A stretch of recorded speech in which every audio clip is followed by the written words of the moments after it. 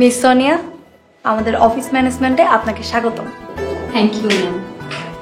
আমাদের ম্যানেজমেন্ট আপনাকে যে দায়িত্ব দিয়েছে, আমি আশা করব সেটা আপনি সততার সাথে পালন করবেন। জি ম্যাম, আমি আমার দায়িত্ব যথাযথ পালন করার চেষ্টা করব।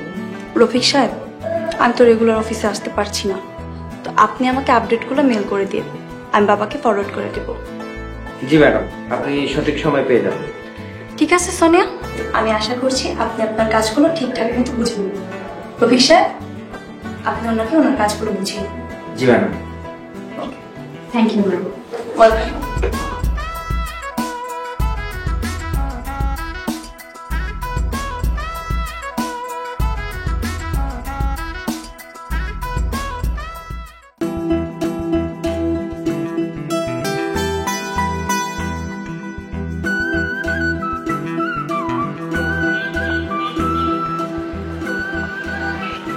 হ্যালো, যাবেন?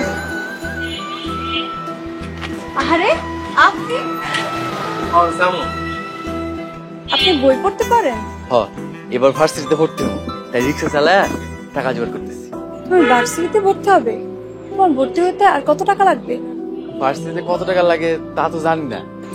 আজকে আমিও ভার্সিটিতে ভর্তি হব। তোমার ভর্তি যত টাকা লাগে আমি দেবো। না না, এটা আমি করতে পারবো না, আমার জানলে বকা দিব। তোমার টাকা জোগাড় করতে করতে তো ভার্সিটিতে ভর্তির সময় শেষ হয়ে যাবে। তা অবশ্য ঠিকই কইছেন। আমি যে ভার্সিটিতে ভর্তি হব, তুমি কি সেটাতে ভর্তি হবে? হমু তাই, টাকা তো জোগাড় করতে পারি নাই। ভর্তি হতে যত টাকা লাগে সব আমি দেব। তুমি পরে রিক্সা চালিয়ে দিয়ে দিও।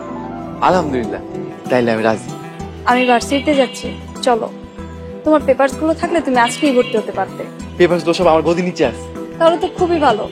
চলো, তোমাকে আজকেই ভর্তি করে দিবে। চলে না।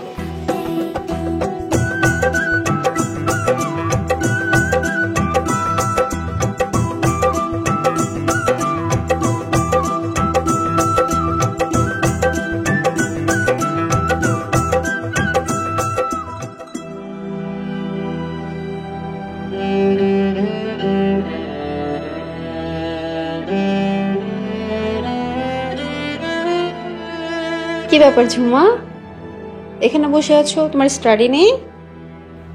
আমার দাদুমণির জন্য মন খারাপ, আমি দাদুমণির কাছে যাব। দাদুমণির কথা একটাবার উচ্চারণ করলে দিবা একটা থাপ্পড়।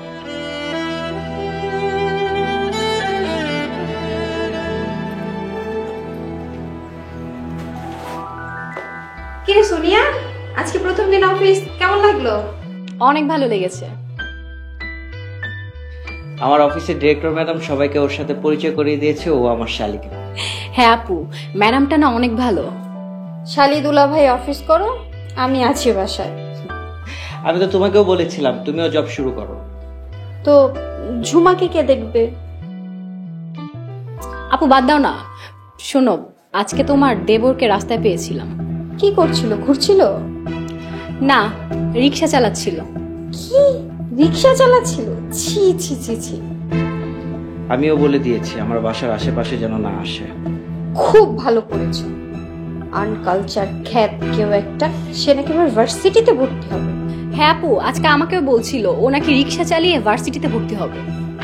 ছেঁড়া কাটা শুয়ে লাখ টাকার স্বপ্ন। আচ্ছা, আজকে সারাদিন মনে হয় অনেক ধকল গিয়েছে না?